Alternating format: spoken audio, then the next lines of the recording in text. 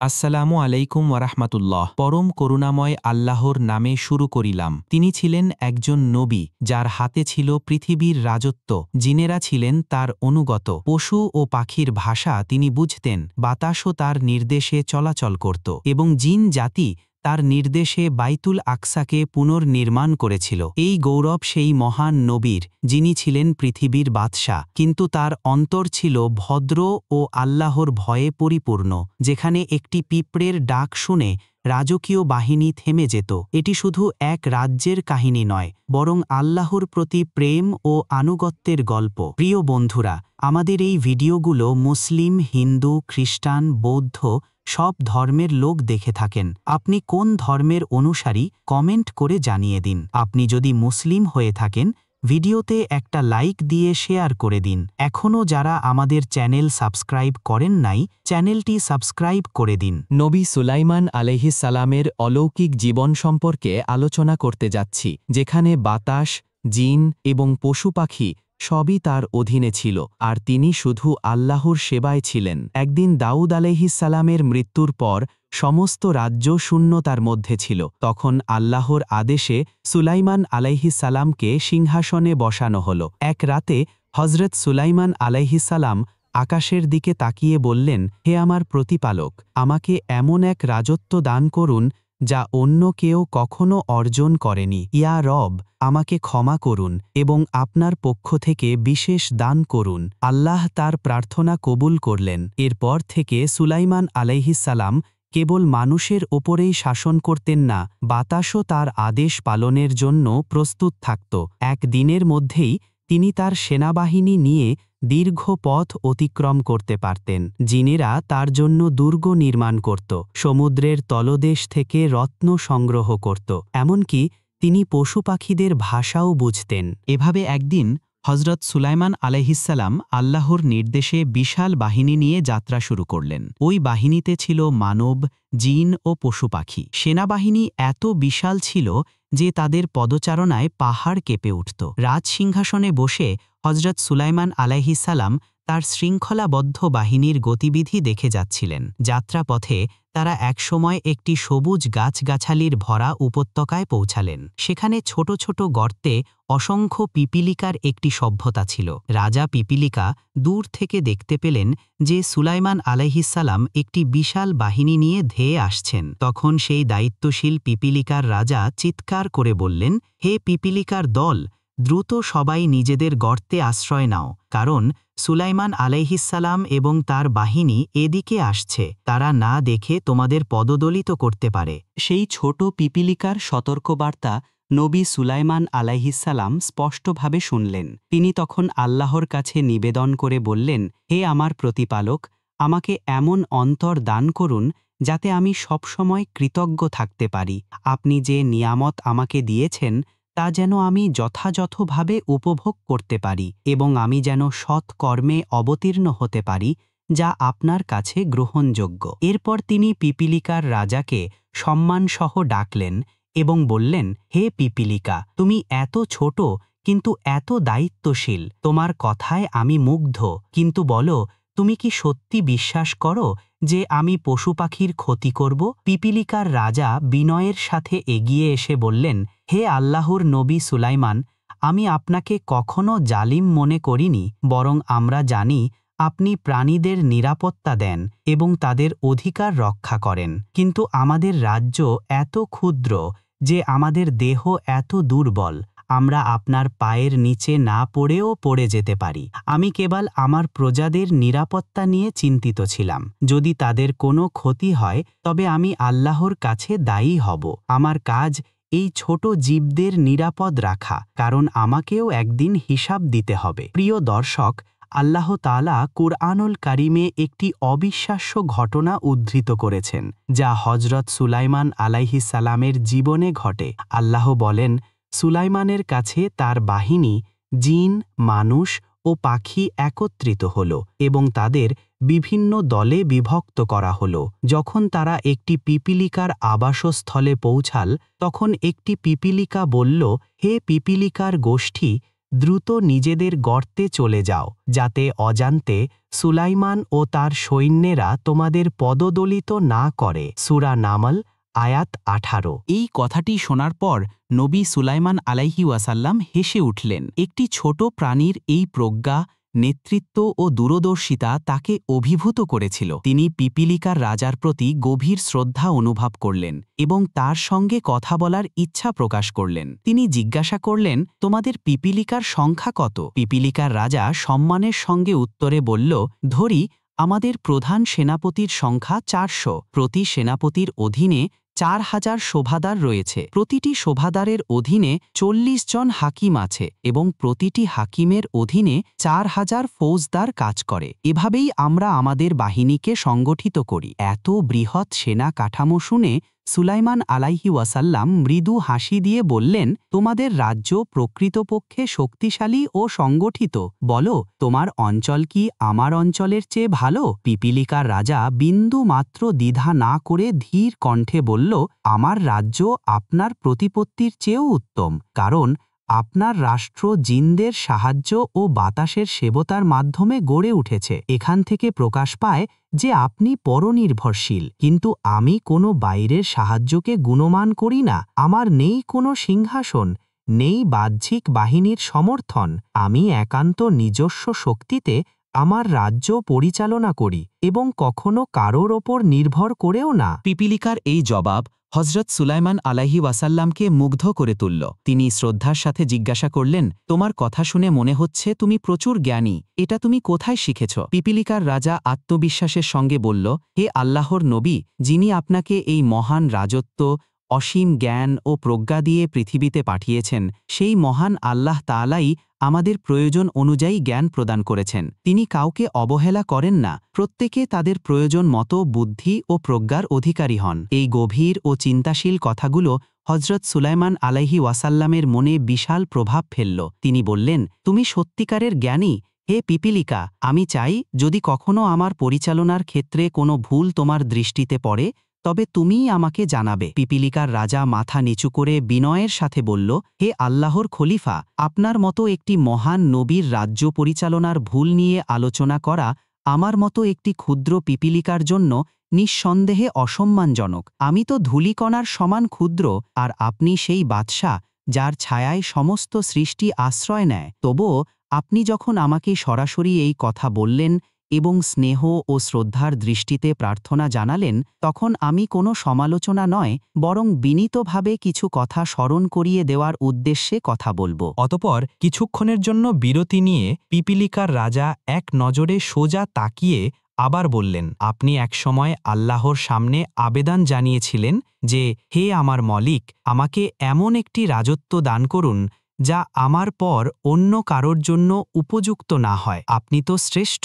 হে আল্লাহর নবী, আপনি জ্ঞানের পারাকাষ্ঠা, প্রজ্ঞার আলো। আপনার তো জানা আছে আল্লাহর রাজ্য অসীম, তার দান কখনো শেষ হয় না। তাহলে কেন এই প্রার্থনা? যদি আপনার পরে ধরা পড়ে কেউ আল্লাহ আপনার মতো কিংবা আপনার চেয়ে বড় রাজ্য পেয়ে যায়, তবে আপনার বিরোধের কারণ কি? কি এক নবী ঈর্ষা করতে পারেন কিংবা নিজের শ্রেষ্ঠত্বের স্থায়িত্ব চান? আমি জানি না আমার কথা কি আপনাকে আহত করবে, তবে আপনি তো বলেছিলেন আমি যেন এগুলো আপনাকে লক্ষ্য করিয়ে দিই যদি আপনি ভুল হন। আমি তাই বলছি, যেমন এক প্রজার কর্তব্য রাজাকে সতে সতর্ক করা। সুলাইমান আলাইহিস সালাম পিপিলিকার রাজার কথাগুলো শুনে কিছুক্ষণ চুপ হয়ে রইলেন। এরপর তিনি ধীরে সুস্থে বললেন, হে পিপিলিকার রাজা, তুমি যে গভীর উপলব্ধি নিয়ে এসেছ আমি তার মূল্যায়ন করি। যদি আমার মধ্যে অন্য কোনো ভুল সিদ্ধান্ত বা অহংকারের চিহ্ন পাও, তবে বিনা দ্বিধায় আমাকে জানাতে পারো। আমি আল্লাহর একজন বান্দা। আমার কর্তব্য হল নিয়মিতভাবে নিজের আত্মাকে পরিশুদ্ধ করা। পিপিলিকার রাজা নম্রভাবে উত্তর দিল, হে নবী, সম্ভবত আমার কথা আপনাকে কিছুটা কষ্ট দিয়েছে, তবে আপনি তো নিজে বলেছিলেন সত্যি বলাতে কোনো ভয় থাকবে না। আমি সেই কথার প্রতি যত্নশীল থাকতে এসব বলছি। হে সুলাইমান আলাইহি ওয়াসাল্লাম, আপনি যে বেহেশতের আংটিটি ধারণ করছেন সেটির মাধ্যমেই আল্লাহ আপনাকে বিশাল ক্ষমতা দিয়েছেন। পূর্ব থেকে পশ্চিম, উত্তর থেকে দক্ষিণ পুরো পৃথিবী আপনার নিয়ন্ত্রণে। জিন, পরী, মানুষ, দৈত্য, পাখি, প্রাণী, এমনকি আগুন এবং বাতাসও আপনার আদেশ পালন করে। এ সমস্ত কিছু ওই আংটির ফলস্বরূপ হয়েছে। এই আংটি আপনার নয়, এটি এক পবিত্র আমানত যা আল্লাহ আপনাকে নির্দিষ্ট সময়ের জন্য দিয়েছেন। তবে প্রশ্ন হল, হে নবী, আপনি কি এই অসীম দানের জন্য আল্লাহর কাছে যথাযথ ধন্যবাদ দিয়েছেন? আপনি তো জানেন, কৃতজ্ঞতা শুধু মুখের কথায় নয়, বরং তা অন্তরের গভীর অনুভূতি এবং কাজের মাধ্যমে প্রকাশিত হয়। আরেকটি বিষয় মনে করিয়ে দিতে চাই, হে নবী, আল্লাহ যখন বাতাসকে আপনার অধীনে করেছেন, তখন এটা শুধুমাত্র একটি অলৌকিকতা নয়, এটি এক শিক্ষা ছিল। বাতাসকে দেখা যায় না, ধরা যায় না, কোনো রূপে তাকে আটকে রাখা যায় না, তবুও তার উপস্থিতি আমাদের জীবনের প্রতিটি মুহূর্তে অনুভূত হয়। এই বাতাস যেমন হালকা ভেসে আসে, তেমনি একটি ঝড়ের দাপটে সবকিছু সম্পূর্ণভাবে বিধ্বস্ত করে চলে যায়। বাতাস আমাদের শিখায় যে পৃথিবীর সকল শক্তি, রাজত্ব, গৌরব, অহংকার সবই অম্লান। আজ আপনি শাসন করছেন, কাল হয়তো মাটির নিচে পড়ে থাকবেন। আজ আপনার গায়ে রাজকীয় পোশাক, কাল হয়তো কেবল একটি সাদা কাফনের কাপড় আপনাকে ঢাকা দেবে। বাতাসের মতো এই সমস্ত শক্তি চলে যাবে, মিলিয়ে যাবে, রয়ে যাবে কেবল সেই অনুভূতি আপনি কেমন ছিলেন এবং কি রেখে গেলেন। পিপিলিকার রাজার কথাগুলো শুনে হযরত সুলাইমান আলাইহিসসালাম যেন চুপ হয়ে গেলেন। তিনি রাজার কথায় কষ্ট পেলেও বিন্দুমাত্র বিরক্ত হলেন না, বরং তিনি চুপচাপ মাথা নিচু করে নিজের গন্তব্যের দিকে রওনা হলেন। তখনই পিপিলিকা রাজা তার নরম স্বরে সম্মান জানিয়ে ডাকলেন, হে আল্লাহর প্রতিনিধি, আপনার দরজায় এসে খালি পেটে ফিরে যাওয়া কি ঠিক? আপনি তো সেই মহান নবী যিনি সবার প্রতি দয়ালু। আপনার চলে যাওয়ায় আমার গরিব রাজ্যেও যেন আপনার অনুগ্রহের ছোঁয়া লাগে। হে আল্লাহর নবী, অনুগ্রহ করে কিছু গ্রহণ করুন। এই নম্র ও ভালোবাসাপূর্ণ কথা শুনে হযরত সুলাইমান আলাইহিসসালাম খুবই অবাক হলেন। তখন পিপিলিকার রাজা তার সৈন্যদের নির্দেশ দিলেন, মানুষের খাওয়ার উপযোগী কিছু খাবার নিয়ে এসো। এরপর পিঁপড়েরা কিছু ছোট ছোট খাবার নিয়ে এলো। হযরত সুলাইমান আলাইহিসসালাম তা দেখে মৃদু হাসলেন। এই হাসি ছিল ক্ষুদ্র প্রাণীর মহত্বের প্রতি মুগ্ধতার হাসি। পিপিলিকা রাজা বিনয়ের সাথে বলল, হুজুর, আপনি হাসছেন কেন? সামান্য খাবারে যদি আল্লাহর রহমত থাকে তবে তা অনেক প্রাণীর জন্য যথেষ্ট। তাছাড়া বিশাল ভাণ্ডারও একটি বড় মাছের ক্ষুধা মেটাতে পারে না। সবকিছু আল্লাহর হাতে, আপনি বিসমিল্লাহ বলে খান, নিশ্চয়ই এতে বরকত হবে। হযরত সুলাইমান আলাইহিসসালাম বলে সামান্য খাবার থেকে একটু খেলেন। তখনই তিনি অনুভব করলেন খাওয়ার পর খাবারটি যেন আরও বেড়ে গেছে।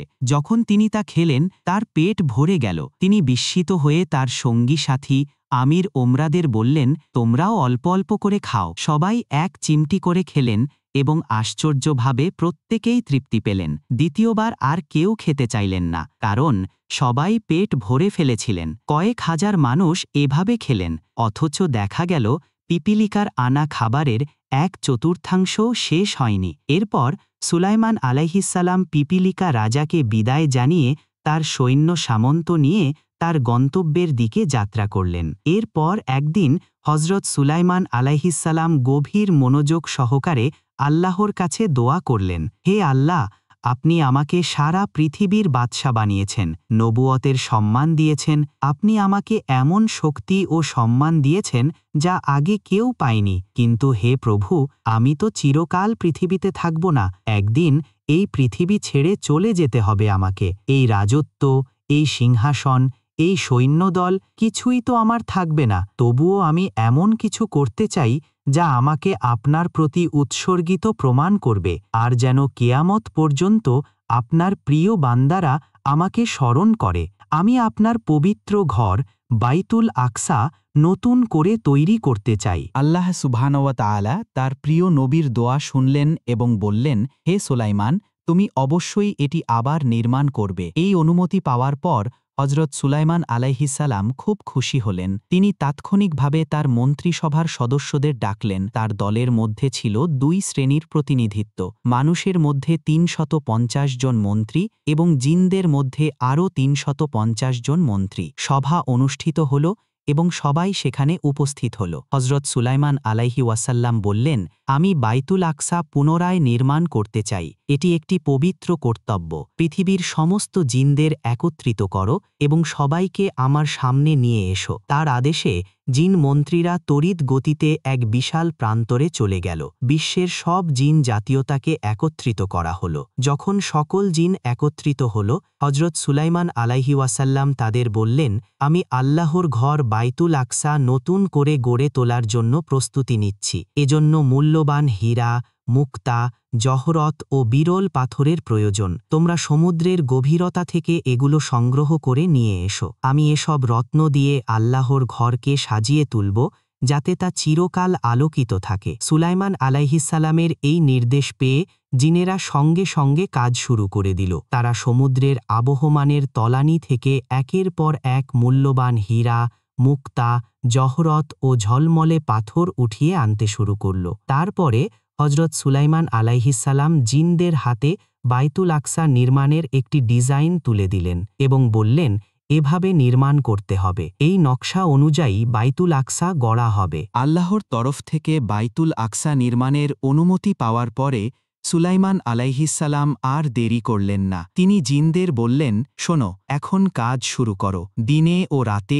একসাথে কাজ করতে হবে। জিনেরা জানত যে এই নবীর সামনে অবহেলা করা মানে মৃত্যুকে ডেকে আনা, তাই তারা দিন রাত কাজ করতে লাগল। সুলাইমান আলাইহিসসালাম প্রথমে নিজের জন্য একটি কামরা তৈরি করলেন, যেখানে তিনি সম্পূর্ণ কাজ দেখতে পারতেন, কিন্তু কেউ তাকে সুস্পষ্টভাবে দেখতে পারত না। জিনেরা দূরে থেকে সেই কক্ষে তাকিয়ে ভাবতে লাগল, নবী সুলাইমান তো এখানেই বসে আছেন, তিনি আমাদের দিকে পুরো মনোযোগ দিয়ে তাকিয়ে আছেন। এবং সেই ভয়ে তারা অবিরত কাজ করে গেল, কারণ তারা জানত যে সুলাইমান আলাইহিসসালাম যদি এক মুহূর্তের জন্য কক্ষ থেকে বের হন, তবে তারা যদি বুঝে যায় যে তিনি নেই, তাহলে সঙ্গে সঙ্গে তারা কাজ থেকে অবহেলা করবে। জিন জাতি কিছুটা অলস ও ছটফটে ছিল। তাদের শাসন না করলে যথাযথভাবে কাজ হতো না, কিন্তু নবী সুলাইমান আলাইহিসসালাম ছিলেন কঠোর, ন্যায়পরায়ণ এবং ক্ষমতাধর। তার ভয়ে তারা দিন রাত বাইতুল আকসা নির্মাণের কাজ করে যাচ্ছিল।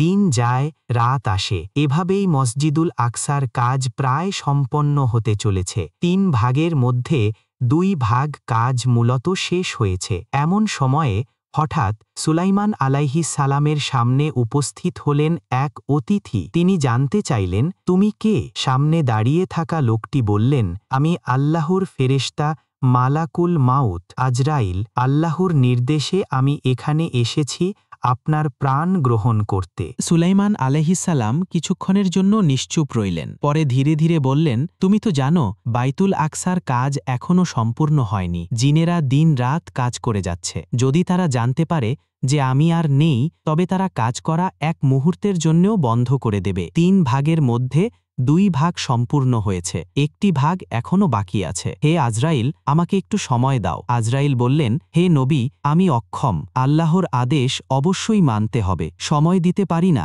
সুলাইমান আলাইহিসসালাম অবাক হয়ে বললেন, হে আজরাইল, আমি তো নিজস্ব কার্যের জন্য সময় চাচ্ছি না, অন্য কিছু কিংবা আমার রাজ্যের জন্যেও নয়, আমার পরিবার পরিজনের জন্যেও নয়। আমি তো কেবল চাই আল্লাহর ঘরটি সম্পূর্ণ হয়ে উঠুক, বাইতুল আকসা যেন পূর্ণ হয়। আমি শুধু এই একটি কাজটি শেষ করতে চাই, যাতে কিয়ামত পর্যন্ত মানুষ আমাকে মনে রাখতে পারে। আজরাইল আলাইহিসসালাম কোমল স্বরে বললেন, যদি আপনি কিছু সময় চান, তবে আল্লাহ রাব্বুল আলামিনের কাছে দোয়া করবেন। যদি তিনি অনুমতি দেন এবং আমাকেও তা অনুমতি দেওয়া হয়, তবে আমি ফিরে যাব। হজরত সুলাইমান আলাইহিসসালাম চোখ বন্ধ করে ধীরে ধীরে 2 হাত তুলে দোয়া করলেন, হে আমার প্রভু, হে আমার পালনকর্তা, আপনি চাইলে আমি এখান থেকে চলে যেতে প্রস্তুত, আমার কোনো আপত্তি নেই, কিন্তু আমি তোমার ঘর মসজিদুল আকসা পুনর্নির্মাণের জন্য কিছু সময় চাই। হে রব, আপনি জানেন এই কাজটি জিনদের দ্বারা হচ্ছে, তারা আমার উপস্থিতির ভয়ে কঠোর পরিশ্রম করছে। যদি আমি চলে যাই, তবে তারা কাজ বন্ধ করে দেবে এবং মসজিদের কাজ অসম্পূর্ণ থেকে যাবে। তাই হে রব, আমাকে কিছুটা সময় দিন, শুধু এই একটি কাজটি শেষ করতে দিন। আল্লাহ তাআলা উত্তর দিলেন, হে আমার নবী সুলাইমান, আমি পৃথিবীর সৃষ্টির শুরু থেকে আজ পর্যন্ত কাউকেই অতিরিক্ত সময় দিইনি। এটি আমার বিধান থেকে বাইরে। যার দরজায় মালাকুল মউত আসবে সে কখনো খালি হাতে ফিরে যাবে না। আল্লাহর নির্দেশ শুনে হজরত সুলাইমান আলাইহি ওয়াসাল্লাম মাথা নত করে বললেন, হে আল্লাহ, আমি স্বীকৃতি দিচ্ছি, আপনি যা সঠিক মনে করেন সেটাই হোক। তবে আমার একটি প্রশ্ন আছে, আমার মৃত্যুর পর কি মসজিদুল আকসার কাজ সম্পূর্ণ হবে না? আল্লাহ তাআলা কোমল গলায় বললেন, হে সুলাইমান, তুমি চিন্তা করার প্রয়োজন নেই, এই কাজের দায়িত্ব আমি এখনও নিয়েছি। তোমার মৃত্যুর পরও এটি সম্পূর্ণ হবে। জিন জাতি এই কাজটি করবে তাদের অজান্তেই। আল্লাহর এই প্রতিশ্রুতিতে সুলাইমান আলাইহি ওয়াসাল্লাম নিশ্চিন্ত হয়ে গেলেন। তিনি আস্তে আস্তে সেই কাচের কক্ষে প্রবেশ করলেন।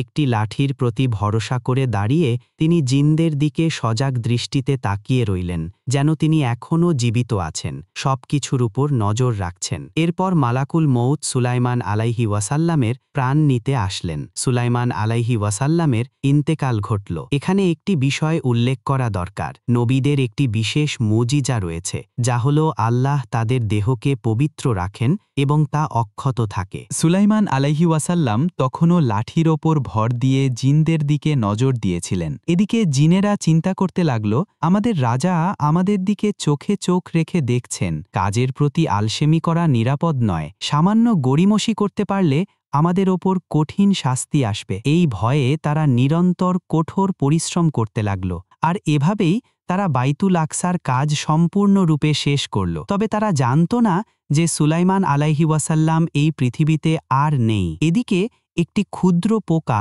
ঘুনে পোকার মতো, একদম গোপনে কাজ করে চলছিল এবং সে আস্তে আস্তে সুলাইমান আলাইহি ওয়াসাল্লামের লাঠি খেয়ে ফেলতে শুরু করল। 1 বছরের মধ্যে সে ধীরে ধীরে একে খুঁটে খুঁটে শেষ করে দিল। শেষে যখন লাঠির নিম্নভাগ পুরোপুরি নিঃশেষ হয়ে গেল, তখন সুলাইমান আলাইহি ওয়াসাল্লামের ভার ধরে রাখা সম্ভব হল না এবং তিনি নিমজ্জিত হয়ে মাটিতে পড়লেন। এই দৃশ্য দেখার পর জিনেরা অত্যন্ত বিপর্যস্ত হয়ে গেল। তারা তড়ি ঘড়ি করে এলো, আমাদের রাজার কি হলো? হঠাৎ এত দ্রুত তিনি পড়ে গেলেন কেন? তারা উপস্থিত হয়ে দেখতে পেলেন তিনি নেই। যিনি 1 বছর ধরে দাঁড়িয়ে থেকে তাদের কাজ করাচ্ছিলেন তিনি তো আগেই ইন্তেকাল করেছেন, আর যে লাঠির ওপর তিনি ভর দিয়েছিলেন সেটি ঘুনে পোকা খেয়ে ফেলেছে। তখন জিনেরা হতবাক হয়ে গেল। তারা ভাবতে লাগল, তাহলে কি সুলাইমান আলাইহি ওয়াসাল্লামের মৃত্যু অনেক আগে হয়েছে? তখন তারা অনুসন্ধানে বের হয়ে গেল। তারা একটি নতুন লাঠি নিয়ে এসে তাতে আবার ঘুনে পোকা বসিয়ে দিল। এরপর সারা দিন ধরে ঘুনে পোকা কতটা খাদ্য গ্রহণ করছে তা পরিমাপ করতে লাগল। এভাবে তারা জানতে পারল যে এই পরিমাণ কাঠ খেতে ঘুনে পোকার পুরো 1 বছর সময় লেগেছে। অর্থাৎ সুলাইমান আলাইহি ওয়াসাল্লামের মৃত্যু আজ থেকে 1 বছর আগে ঘটেছিল। তিনি একটি লাঠির ওপর ভর দিয়ে দাঁড়িয়েছিলেন আর একটি ক্ষুদ্র পোকা ধীরে ধীরে সেই লাঠি খাচ্ছিল। যখন সে লাঠিটি পুরোপুরি শেষ করে ফেলল তখন তিনি পড়ে গেলেন। এ বিষয়ে কোরআনে আল্লাহ লিখেছেন, এবং যখন আমি সুলাইমানের মৃত্যু ঘটিয়েছিলাম তখন তার মৃত্যুর সম্পর্কে কেউ অবহিত হয়নি, শুধু তার লাঠি খেয়ে ফেলা একটি পোকা ছাড়া। এরপর যখন সে মাটিতে পড়ে গেল তখন জিনেরা উপলব্ধি করল যে তাদের অদৃশ্য বিষয়ের বিষয়ে কোনো জ্ঞান নেই। যদি তাদের অদৃশ্য বিষয়ের সম্পর্কে কিছু জ্ঞান থাকত তাহলে তারা এই লাঞ্ছনাকর শাস্তি ভোগ করত না। সূরা সাবা আয়াত 14। প্রিয় বন্ধুরা, আমাদের এই ভিডিওগুলো মুসলিম, হিন্দু, খ্রিস্টান, বৌদ্ধ সব ধর্মের লোক দেখে থাকেন। আপনি কোন ধর্মের অনুসারী কমেন্ট করে জানিয়ে দিন। আপনি যদি মুসলিম হয়ে থাকেন ভিডিওতে একটা লাইক দিয়ে শেয়ার করে দিন। এখনও যারা আমাদের চ্যানেল সাবস্ক্রাইব করেন নাই, চ্যানেলটি সাবস্ক্রাইব করে দিন।